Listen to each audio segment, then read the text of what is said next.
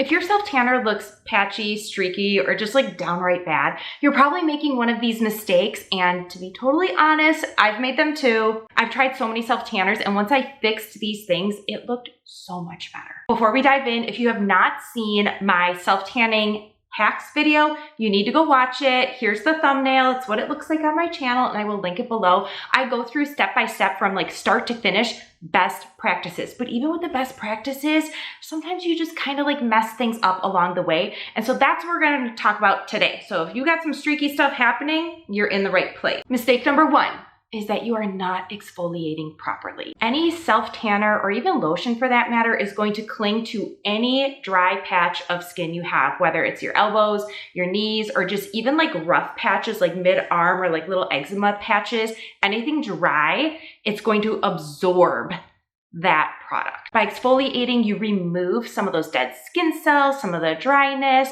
and then when you put the product on, it doesn't have like that extra skin to kind of cling to and make it look patchy. So you always, always, always want to exfoliate. If this kind of exfoliating poof is all you have, you can use it, but I would pair this type of a product with like a sugar scrub or salt scrub. Just make sure that's not an oil-based scrub, because you don't want anything like sticking and clinging onto your skin as you get out of the shower. But any type of like scrubs are always best. You can also use the mitts. Those are super rough and amazing at removing skin. And for the really like rough areas of your body, use one of these black, I call it my belt sander.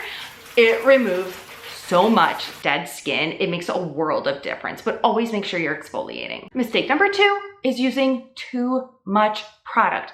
More is not always better. And if you put too much on like your mitt or on your skin, it's just gonna like smear and kind of like slosh around. So you do not wanna do that. The fix is to use a light layer of your tanning product and build it up if you want it to be darker. But light layers is always best. Mistake number three is skipping moisturizer in key areas. If you do not lightly moisturize certain areas of your body like elbows and knees, the tanner is going to just grip there. It's gonna wind up looking darker than the rest of your body. It's gonna look dirty. The fix is to use just a tiny bit of lotion in those key areas, and it just kind of like moisturizes everything and makes sure that the product doesn't like super grab in there. Trust me, this is a game changer.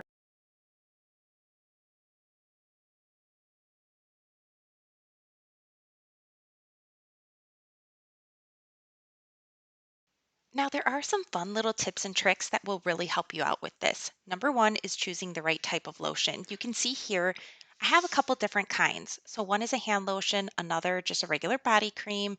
Here we have a body butter. You can see just how thick that stuff is. And then finally, I've got Vanny Cream, which is actually more of a daily facial moisturizer. And you can see that it is a lot more loose.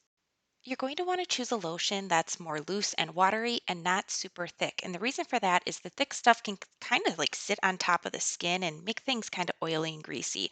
If you don't have a watery lotion like that Vanny Cream, that one's my favorite, you can use your regular hand lotion like I'm showing here. Add a little bit of water to it, kind of push and zhuzh it around a bit, and almost kind of just make it a little bit more watery and spreadable. You're then going to add the lotion to a washcloth, and you kind of want to dab it all over and kind of like spread it out, almost kind of like a splatter paint or like a sponge paint kind of look or feel to when you're putting the lotion on there.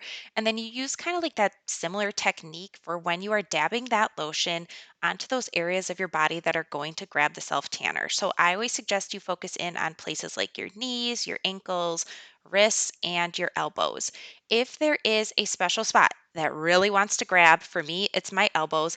I will go in and do an extra layer, and I really kind of like get into the nooks and crannies, the folds and such, because for whatever reason, if I don't Number do this, four my is elbows applying turn out horrible unevenly. and dirty You and need to brown use the looking. right tools and the right And don't forget products the to tops get of a your hands nice and your even knuckles finish. as And I'm well. telling you, if you try to use your hands, it's just not gonna work. It's not gonna work. It is virtually impossible to get a smooth self-tan by just using your bare hands. Instead, you're gonna use things like brushes or one of these tanning mitts. I will link the one that I use below. I've been using it for years. It is Chef's kiss, the best, readily available, but you always want to use a tanning mitt and you want to buff in circular motions with even pressure throughout. Using the right tools, products, motions is going to get you a really even smooth tan.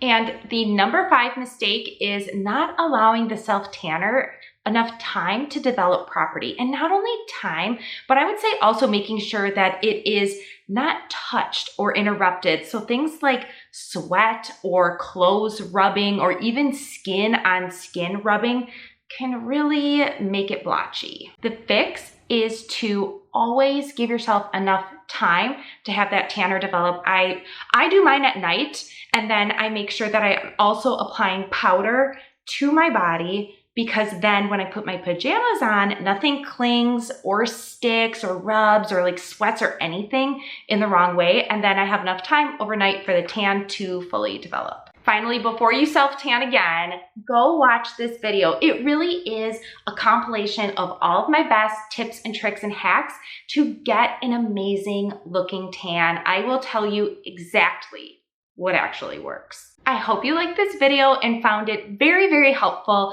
As always, I appreciate a like and a subscribe. And until next time, see ya!